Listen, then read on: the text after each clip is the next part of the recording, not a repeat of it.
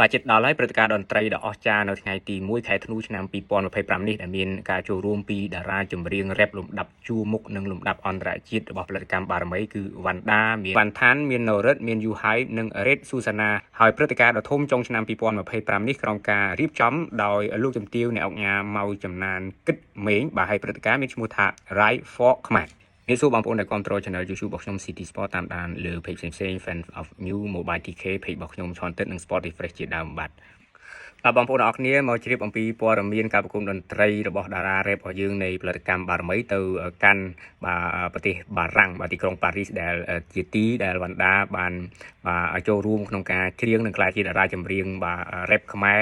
លើកដំបូងដែលច្រៀងបិទ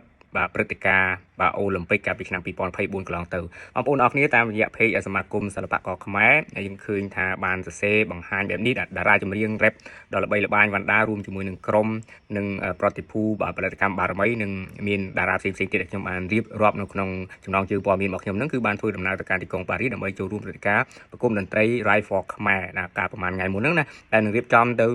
ថ្ងៃទី1ខែធ្នូបាទឆ្នាំ2025នៅសាល Player បាទសាល Player ទីក្រុងប៉ារីសប្រទេសបារាំងហើយញ៉ាឡូរ៉ាម៉មបាទដែលជាអ្នកគ្រប់គ្រងផលិតកម្មបារមីក៏បានប្រាប់ហើយថាសាល Player នេះគឺមិនមែនមានន័យថាគ្រប់អ្នកដែលនេះអាចរៀបចំបានទេគឺជារឿងដ៏វិសេសវិសាលមួយដែរដែលបាសាលនេះបានបើកទទួលការប្រគំតន្ត្រីពីប្រទេសខ្មែរទៅហើយគឺជាសាលមួយដ៏ធំនៅទីក្រុងប៉ារីសប្រទេសបារាំងបាទហើយព្រឹត្តិការណ៍នេះមិនមែនត្រឹមតែជាការប្រគំតន្ត្រីទេប៉ុន្តែជាវេទិកាដ៏សំខាន់មួយដែលបញ្ចូលសម្លេងចង្វាក់បេះដូងនិងអត្តសញ្ញាណខ្មែរដើម្បីលើកកម្ពស់សិល្បៈនិងតន្ត្រីកម្ពុជាទៅកាន់ពិភពលោកបាទតាមរយៈ page បាទសមាគមសិល្បៈក៏ដដែលហ្នឹងគឺការរៀបចំនេះគឺរៀបចំ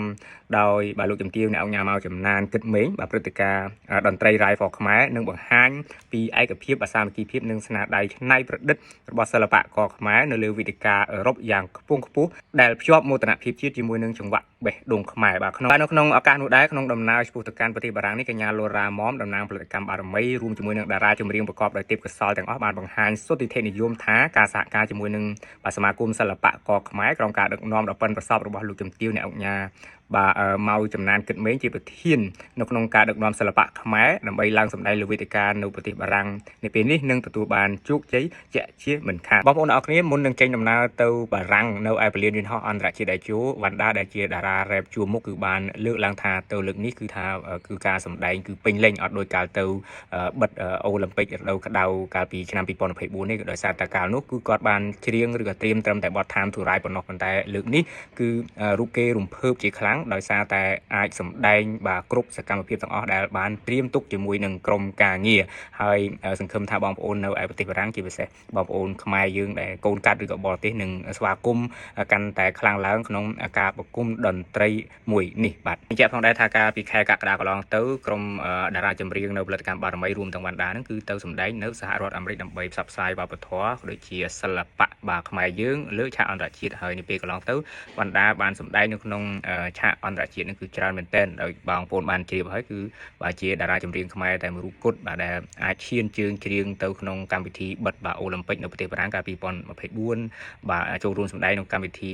តៃវ៉ាន់ Rock Rolling Loud Thailand សបាយ Fest California កាលឆ្នាំ2024ដែរ Rap Beat ប្រទេសវៀតណាម2023 AMF ឥណ្ឌូនេស៊ីឆ្នាំ2022 Tokyo Rise 2023នៅប្រទេសជប៉ុននោះ Big Mouth Music Festival ឆ្នាំ2023 Asian Music Showcase 2021ជាដើមបាទអញ្ចឹងគឺការសម្ដែងលើឆាកអន្តរជាតិរបស់វ៉ាន់ដាគឺច្រើនមែនទែនបាទអរគុណចំពោះការតាមដានវីដេអូនេះបាទជម្រាបលាបាទ